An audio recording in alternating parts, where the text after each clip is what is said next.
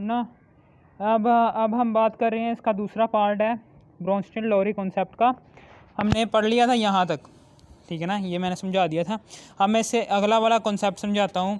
इससे अगला वाला रिएक्शन है, उसमें वो कह रहा है ये एसिड है, NH3 क्या है, ये एक एसिड है। ये देखें ये NH3 है, ये NH4+ बना रहा है, ये एक प्रोटॉन दे रहा है। ये देखें एसिड जो सा होता है वो डोनेट करता है। एसिड डी, जिसके आखिर में डी आ रहा है, D stands for donate of H+ ions, ठीक है ना। तो ये जैसे ही H+ आयन डोनेट करेगा, ठीक है ना, जैसे ही ये H+ आयन जो सा होगा वो डोनेट करेगा। कौन डोनेट कर रहा है यहाँ पर, H2O डोनेट कर रहा है ना इससे।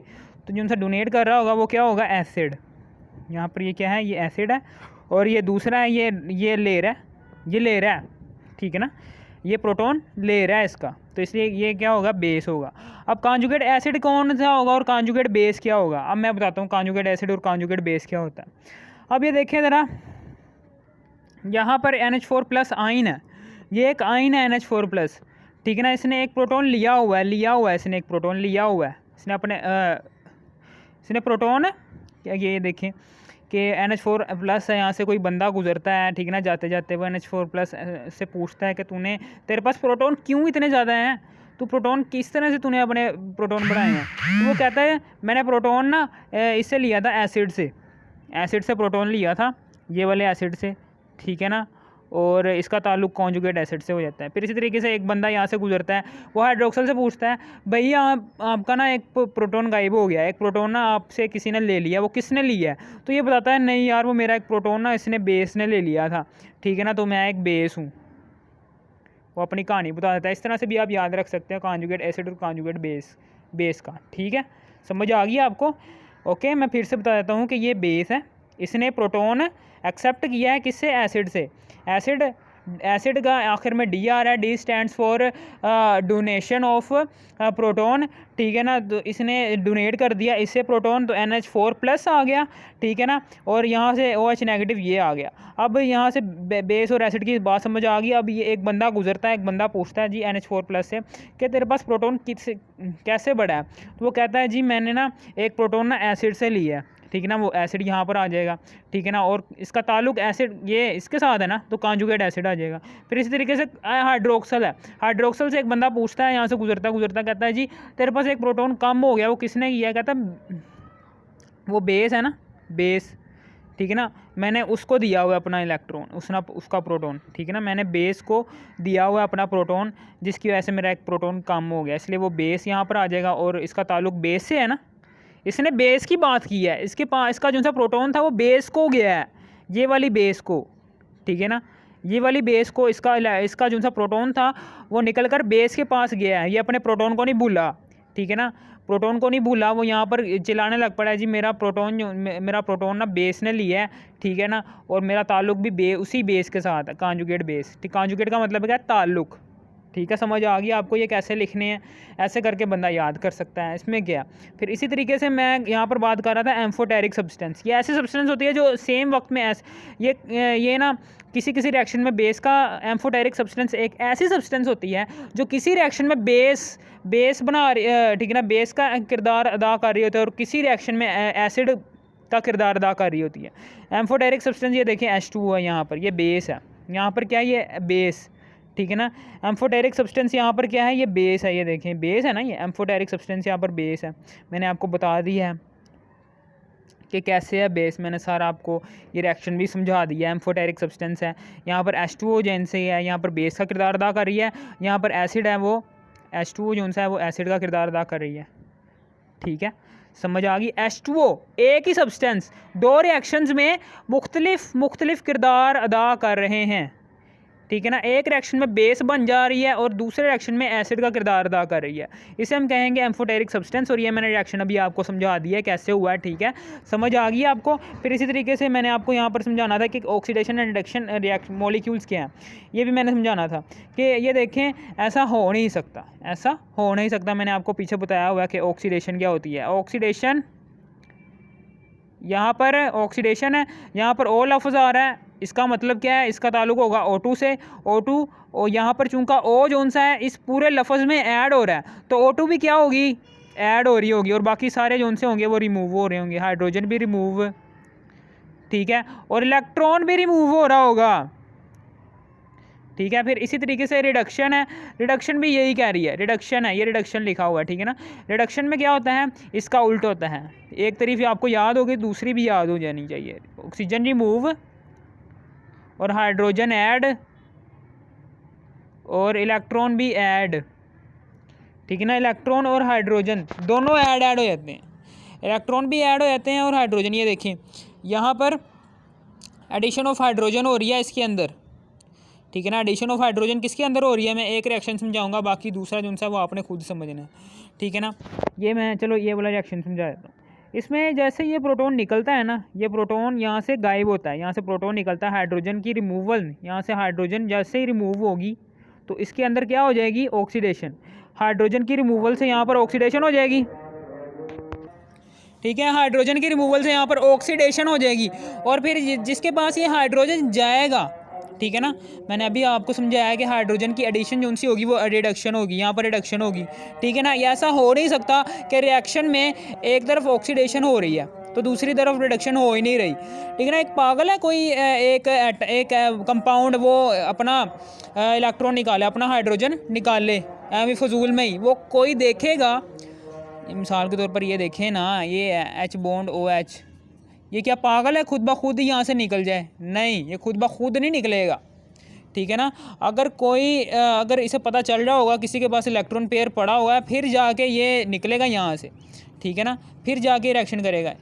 ये बात पल्ले से बात लेना कि ऑक्सीडेशन और रिडक्शन रिएक्शन एक ही, अगर एक रिएक्शन में ऑक्सीडेशन हो रही है तो उसी रिएक्शन में रिडक्शन भी हो रही होगी, ठीक है ना। दोनों साइमल्टेनियसली रिएक्शन है, दोनों हो रहे हैं, यहाँ पर भी ऑक्सीडेशन रिडक्शन हो रही है। ओके, अजान का टाइम हो गया है। ओके, मैंने आपको समझा दिया ये सारा, और इसका जो सा था मैंने एक और बात में समझानी थी कि sulphur calcium oxide, calcium sulphur dioxide और सल्फ़र ट्राईऑक्साइड, सल्फ़र डाइऑक्साइड और कैल्शियम ऑक्साइड, ये तीनों जोन से हैं, इसके अंदर प्रोटॉन नहीं आ रहा, ठीक है ना। ऑक्सीडेशन और रिडक्शन एक ही वक्त में हो रही होगी केमिकल रिएक्शन में, ठीक है ना। ऐसा मिसाल, इसकी मिसाल मैं आपको समझाता हूँ। मिसाल के तौर पर आपके पापा ना, जब आप हैं, आप कोई बच्चा आपके पास पैसे आता है, जी पैसे दे दो मुझे, ठीक है ना, आप तब भी पैसे निकालोगे ना आप अपनी जेब में से, आप अदरवाइज़ पैसे निकाल कर फेंकोगे तो नहीं ना सड़क पर, ठीक है ना। इसी तरीके से ये कंपाउंड की मिसाल है, ये भी तभी अपना ये एटम निकालेगा यहाँ से कि तब जब इसके पास कोई आएगा, कोई दूसरा कंपाउंड आएगा, तभी ये निकालेगा अपना एक एटम, और वो एक प्रोटॉन या फिर एक इलेक्ट्रॉन या फिर एक ऑक्सीजन का एटम तभी निकालेगा जब इसके पास कोई कंपाउंड आएगा और वो इतनी सलाहियत रखता होगा कि इसको अपने अंदर जज़ब कर ले, ठीक है, समझ आ गई। इसी तरीके से आप इस एग्जांपल के ज़रिए भी आप ये अंदाज़ा लगा सकते हैं कि एक रिएक्शन के अंदर ऑक्सीडेशन के साथ साथ रिडक्शन भी हो रही होती है, ठीक है ना। मैं ये भी समझा देता हूँ अगर नहीं समझ आ रही तो। CH3COOH है और H2O है। यहाँ पर क्या है, यहाँ पर क्या हो रहा है, यहाँ पर यहाँ से हाइड्रोजन आयन निकलता है, H2O से हाइड्रोजन आयन निकलता है, यहाँ से रिमूव होता है, जैसे यहाँ से रिमूव होता है, सॉरी, ये CH3COO यहाँ से रिमूव हुआ हाइड्रोजन आयन, यहाँ पर क्या हो गई, मैंने अभी बात बताई है ना, हाइड्रोजन की रिमूवल क्या होती है, देखिए हाइड्रोजन की रिमूवल ऑक्सीडेशन होती है, तो यहाँ पर होगी ऑक्सीडेशन, ठीक है ना। और इसने हाइड्रोजन चूंकि कबूल किया है इसलिए ये क्या हो गया, रिडक्शन, ठीक है ना, रिडक्शन होगी। यहाँ पर ऑक्सीडेशन होगी, इसकी होगी रिडक्शन होगी, ठीक है, समझ आ गई होगी। एक ही वक्त में दोनों रिएक्शन हुए हैं, मैंने आपको मिसाल से भी वादिया बता दिया, ऑक्सीडेशन यहाँ पर है, यहाँ पर रिडक्शन है। फिर इसी तरीके से मैं आपको ये भी बात बताना चाह रहा हूँ कि मॉलिक्यूल्स और आइंस, इन दोनों में ही आइंस का तबादला होता है, ठीक है ना। मैं ये कहना चाह रहा हूँ कि मॉलिक्यूल्स में भी आप ये वाला लॉ लगा सकते हैं। फॉर एग्जांपल मैं यहाँ पर लगाता हूँ लॉ कि ये मॉलिक्यूल्स हैं दो, ठीक है ना, ये क्या है, ये दोनों मॉलिक्यूल्स हैं, ये आइंस हैं। मैं आपको बताता हूँ कि मैं क्या कहना चाह रहा हूँ। ये मॉलिक्यूल्स है, ये मॉलिक्यूल जो सा है ये अपना एक हाइड्रोजन रिमूव करता है यहाँ से, ठीक है ना। एसिड जो सा होगा, acid D stands for donation of hydrogen, donation of proton, ठीक है ना, इसलिए ये एसिड बन जाएगा, इसने प्रोटॉन दे दिया बेस को और बेस ने एक्सेप्ट किया प्रोटॉन को, ठीक है ना, इसलिए ये जो सा इसने इसने हाइड्रोजन को रिमूव किया, हाइड्रोजन की रिमूवल क्या होती है? ऑक्सीडेशन।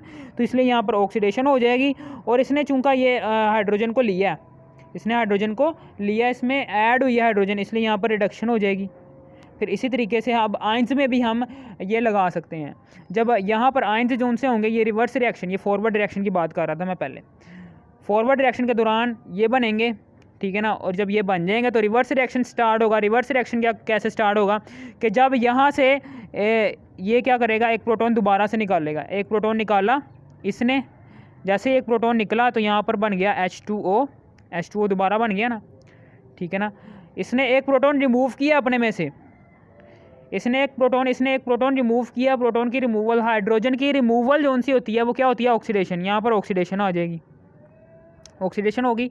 फिर इसी तरीके से इसने क्या है? एक्सेप्ट किया प्रोटॉन को, इसलिए यहाँ पर आ गई रिडक्शन।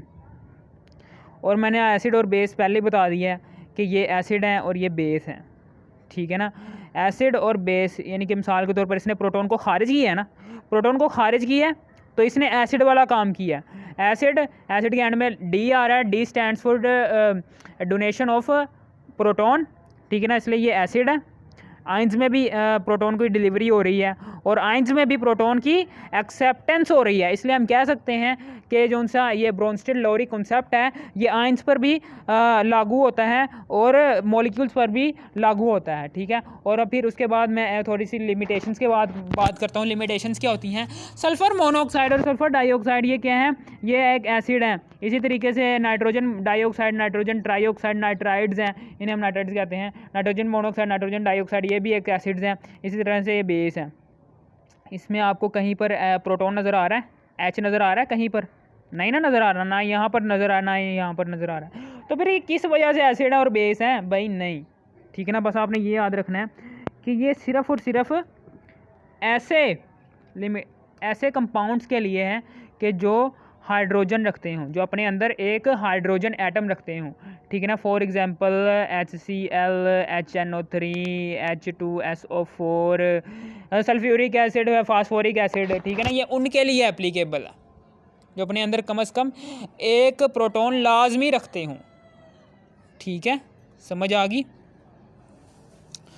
ओके, ये आपका हो गया जी क्लियर, टॉपिक क्लियर। यहाँ पर ये एसिड है, एसिड क्यों नहीं है? ये एसिड ये ब्रोंस्टेड-लोरी कॉन्सेप्ट के मुताबिक नहीं है। ये वैसे एसिड है ये कि लिटमस पेपर को रेड से ब्लू कर देता है, वैसे ये एसिड है, लेकिन ब्रोंस्टेड-लोरी कॉन्सेप्ट जो है इसको प्रूव नहीं कर सकता कि ये वाकई में एसिड है, ठीक है ना। क्या ये वाकई में बेस है? ये प्रूफ नहीं कर सकता। प्रूफ सिर्फ तभी कर सकता है कि जब कंपाउंड के अंदर एक प्रोटॉन मौजूद हो, ठीक है। समझ आ गई? एक प्रोटॉन मौजूद होगा तभी वो प्रोटॉन जो सा होगा वो निकालेगा और एक्सेप्ट करेगा। ओके, समझ आ गई आपको? यहाँ पर प्रोटॉन नहीं दिख रहा, इसका मतलब क्या है? ये ब्रोंस्टेड-लोरी कॉन्सेप्ट के मुताबिक ये अप्रूवल नहीं हो सकती, इसकी अप्रूवल नहीं हो सकती ब्रोंस्टेड-लोरी कॉन्सेप्ट के मुताबिक। ओके सर, मुझे समझ आ गई सर। ये हो गया हमारा पार्ट 2 क्लियर, ब्रोंस्टेड-लोरी कॉन्सेप्ट। इसका पार्ट 1 ज़रूर देखना, वो भी बहुत अच्छा है, मैंने समझाया हुआ है।